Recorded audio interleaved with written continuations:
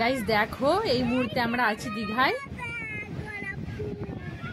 আর এই মুহূর্তে আমরা ইহানকে নিয়ে বসে আছি। ও খুব দুষ্টুমি করছে, আর ওর ড্রেসটা দেখে তোমাদের হাসি পাচ্ছে কিনা জানি না।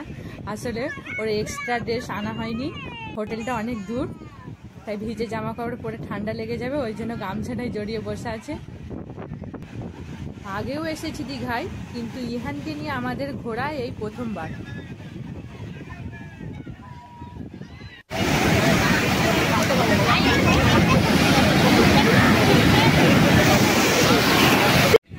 সমুদ্রের দিকে তাকিয়ে কি ভাবছো ইহান?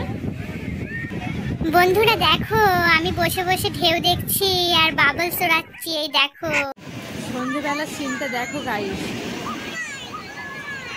ভিডিওটি ভালো লাগলে অবশ্যই লাইক করো, কমেন্ট করো, চ্যানেলটি অবশ্যই সাবস্ক্রাইব করো।